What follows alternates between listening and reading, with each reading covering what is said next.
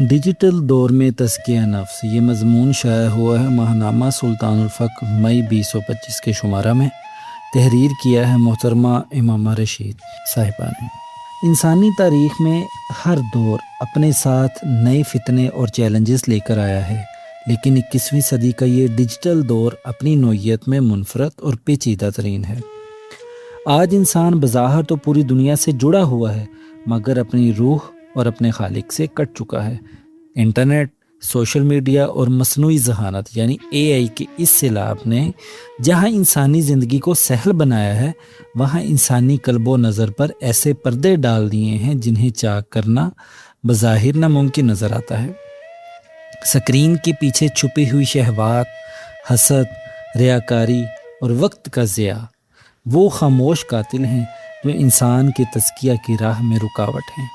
اس دور میں تزکیہ نفس کی اہمیت پہلے سے کہیں زیادہ بڑھ گئی ہے، کیونکہ اب گناہ صرف ہاتھ کی ایک جنبش کی دوری پر ہے، جبکہ انسان کی تخلیق کا اصل مقصد معرفت الہی ہے، اور اس معرفت کا واحد راستہ تزکیہ نفس ہے۔ تزکیہ کا لغوی معنی پاک کرنے اور پروان چڑھانا کے ہیں۔ اصطلاح تصوف میں نفس کو برائیوں، رذائل اور غیر اللہ کی محبت سے پاک کر کے اسے اللہ کی اطاعت کے لیے تیار کرنا تزکیہ کہلاتا ہے۔ اللہ تعالیٰ نے بھی قرآن کریم میں انسانی کامیابی کا دار و مدار تزکیہ نفس پر رکھا ہے۔ سورہ شمس کی آیت نمبر 9 اور 10 میں ارشاد باری تعالیٰ ہے، قد افلح من زکاہا وقد خاب من دساہا، بے شک وہ کامیاب ہو گیا جس نے اس نفس کو پاک کر لیا، اور وہ نامراد ہوا جس نے اسے چھپا دیا۔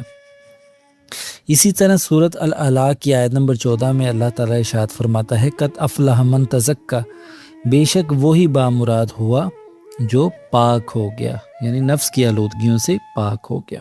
نفس ہمارا کو روکنے کے بارے میں اللہ تعالیٰ سورۃ نازعات کی آیت نمبر 40 اور 41 میں ارشاد فرماتا ہے، وَأَمَّا مَنْ خَافَ مَقَامَ رَبِّهِ وَنَهَى النَّفْسَ عَنِ الْهَوَىٰ فَإِنَّ الْجَنَّةَ هِيَ الْمَأْوَىٰ، اور جو اپنے رب کے سامنے کھڑے ہونے سے ڈرا اور اس نے اپنے نفس کو خواہشات سے روکا تو بے شک جنت ہی اس کا ٹھکانہ ہے۔ نبی کریم صلی اللہ علیہ وآلہ وسلم کی بعثت کے مقاصد میں سے ایک تزکیہ ہے۔ اللہ تعالیٰ سورہ بقرہ کی آیت نمبر 129 میں فرماتا ہے، ربنا وابعث فیہم رسولا منہم یتلو علیہم آیاتک ویعلمہم الکتاب والحکمۃ ویزکیہم انک انت العزیز الحکیم، اے ہمارے رب ان میں انہی میں سے وہ رسول مبعوث فرما جو ان پر تیری آیات تلاوت فرمائے اور انہیں کتاب اور حکمت کی تعلیم دے اور ان کو خوب پاک صاف کر دے، بے شک تو ہی غالب حکمت والا ہے۔ اسی طرح صحیح بخاری حدیث نمبر 52 میں حضور علیہ الصلوۃ والسلام نے فرمایا، خبردار جسم میں گوشت کا ایک لوتھڑا ہے، اگر وہ درست ہو جائے تو پورا جسم درست رہتا ہے، اور اگر وہ بگڑ جائے تو پورا جسم بگڑ جاتا ہے، سن لو وہ دل ہے۔ اسی طرح جامعہ ترمذی کی حدیث نمبر 2459 میں حضور علیہ الصلوۃ والسلام نے ارشاد فرمایا، مجاہد وہ ہے جو اللہ کی اطاعت میں اپنے نفس سے جہاد کرے۔ ڈیجیٹل دور میں یہ جہاد سکرین پر نظر آنے والے فتنوں، نام و نمود کی خواہش اور لا یعنی بحثوں سے اپنے قلب کو محفوظ رکھنا ہے۔ اسی طرح بہت سے اولیاء اللہ نے بھی اپنی اپنی حیات میں انسان کو جہاد اور تزکیہ کی دعوت دی تاکہ وہ اللہ کے روبرو کامیاب ہو سکے۔ حضرت داتا گنج بخش علی ہجویری رحمۃ اللہ علیہ کشف المحجوب میں فرماتے ہیں، نفس کو پہچاننا معرفت حق کی کنجی ہے۔ جو اپنے نفس کا تزکیہ نہیں کرتا وہ کبھی حقیقت تک نہیں پہنچ سکتا۔ آپ کے نزدیک نفس ایک ایسا کتا ہے جسے ریاضت کی زنجیر سے باندھنا ضروری ہے۔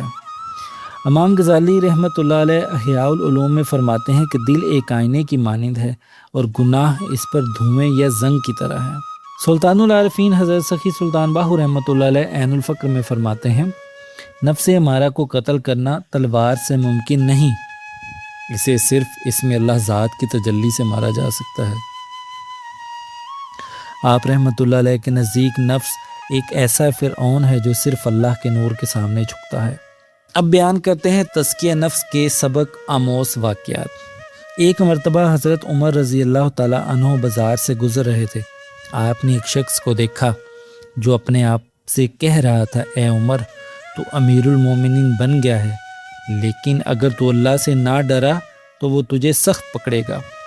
یہ دراصل خود حضرت عمر رضی اللہ تعالیٰ عنہ ہی تھے جو اپنے نفس کا محاسبہ کر رہے تھے۔ پھر آپ نے فرمایا، اپنا حساب خود لو اس سے پہلے کہ تمہارا حساب لیا جائے۔ بحوالہ احیاء العلوم۔ تزکیہ نفس کا اصل راستہ یہی ہے کہ انسان خود اپنا احتساب کرے اور اپنے نفس کو قابو میں رکھے۔ حضرت جنید بغدادی رحمۃ اللہ علیہ اپنے مریدوں کی تربیت فرما رہے تھے۔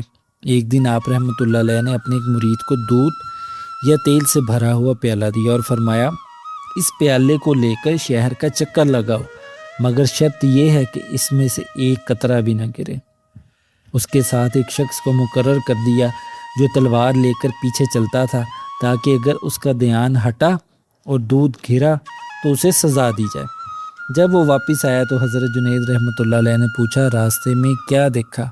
اس شخص نے جواب دیا، ہمیں کچھ یاد نہیں، ہم تو صرف اس پیالے کو بچانے میں لگے رہے۔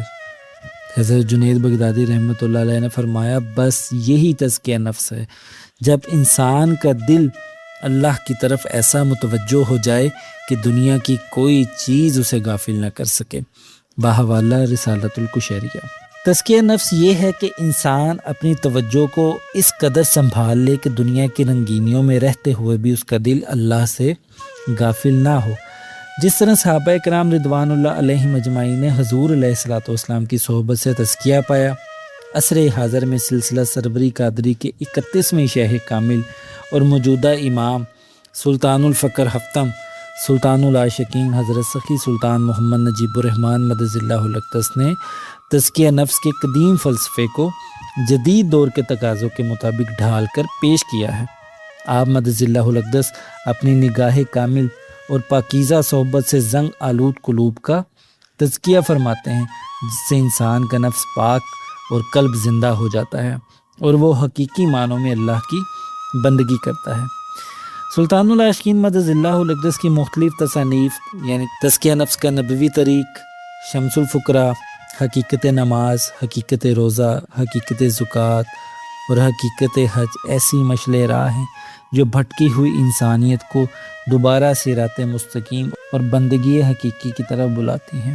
اس کے علاوہ جہاں آج کے پرفتن دور میں انسان کے پاس طویل چلہ کشی اور سخت ریاستوں کا وقت نہیں ہے، وہاں اس میں لحظات کا ذکر اور تصور نفس کو پاک کرنے کا سب سے مؤثر ہتھیار ہے۔ آپ مدد اللہ الاقدس کی تعلیمات کا بنیادی جزو بھی اللہ بس ما سوا اللہ ہوس ہے۔ آپ نے اس میں لحظات کا ذکر اور تصور عام کر دیا ہے، اور اس کے ساتھ آپ مدد اللہ الاقدس ذکر یاہو کی تلقین فرماتے ہیں جو براہ راست روح کی غذا ہے۔ سلطان العاشقین مدد اللہ الاقدس نے ڈیجیٹل میڈیا کو ہی تزکیہ کے لیے استعمال کرنے کا درس دیا۔ آپ نے تحریک دعوت فقر کے پلیٹ فارم سے ڈیجیٹل اور سوشل میڈیا کو تبلیغ دین اور اصلاح نفس کا ذریعہ بنایا۔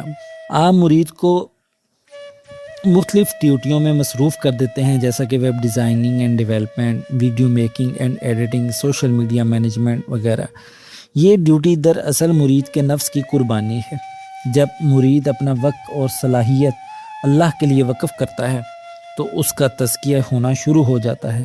در حقیقت یہ ڈیوٹی نہ صرف تزکیہ کا کام کرتی ہے بلکہ ساتھ ہی ساتھ طالب ایک دنیاوی ہنر سیکھ جاتا ہے جسے دور حاضر کی ضرورت کے تحت حلال آمدن کا ذریعہ بھی بنایا جا سکتا ہے۔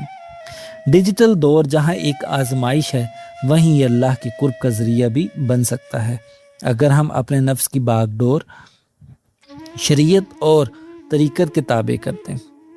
تزکیہ نفس کوئی منزل نہیں بلکہ ایک سفر ہے جو موت تک جاری رہتا ہے۔ سلطان العاشقین حضرت سخی سلطان محمد نجیب الرحمن مدد اللہ الاقدس فرماتے ہیں، جس طرح انسان کے اندر خیر اور شر موجود ہے، اسی طرح اس کی ایجاد میں بھی خیر اور شر موجود ہے۔ اس ایجاد کے شر کو چھوڑ دینا چاہیے اور خیر کو اپنا لینا چاہیے۔ ضرورت اس امر کی ہے کہ ہم ٹیکنالوجی کے غلام بننے کے بجائے اسے اپنے روحانی مقاصد کے لیے استعمال کریں۔ اور سلطان العاشقین حضرت سخی سلطان محمد نجیب الرحمن مدث اللہ الاقدس کی تعلیمات ہمیں یہ سکھاتی ہیں کہ ہم دنیا میں رہ کر ٹیکنالوجی کو استعمال کرتے ہوئے بھی اپنے دل کو اللہ کی یاد سے کیسے منور کر سکتے ہیں۔